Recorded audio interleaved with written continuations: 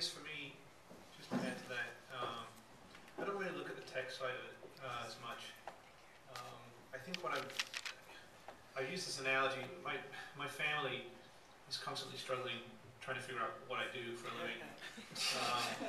Although my dad's hilarious because he watches CNBC all day, and they're saying Twitter all the time, and he just keeps shouting at the TV, "You gotta call my son." He can explain it. He explained it to me.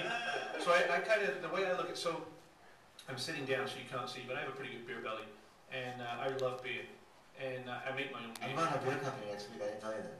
Oh yeah, we have to talk. So I've been making my own beer for 6 years, and I'm a bartender. When I first moved to Silicon Valley in '97, I was a bartender, and I still think that I'm bartending. It's just a different consumer.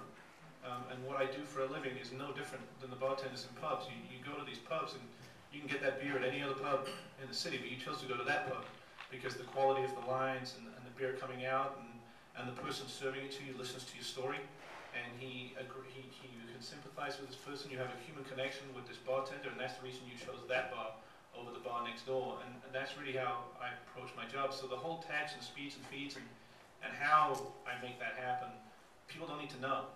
They just need to know that they're getting that information and they have that relationship with me. And whether it's on Twitter, you say, it's Twitter today, it's going to be Facebook tomorrow, it's going to be something else the next day.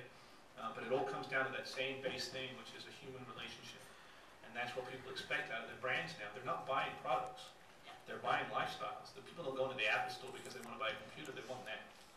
They want that lifestyle. They're not flying Virgin America because it's the same as Southwest. It's like going on a club. You've got absinthe now in the sky. And you're buying into a lifestyle. That's why you're flying on that plane. So I think that's fascinating because, I mean, Tony and I are both on Twitter. We send questions to each other back and forth. But, I mean, people see us as HP. And, I sit in the imaging and printing group. And even though I love technology, used to review it and perfectly capable of commenting on our PC group, customers don't even care. They just see that I'm active on Twitter, and they'll write me from Europe saying, "Hey, I'm having a problem with my laptop."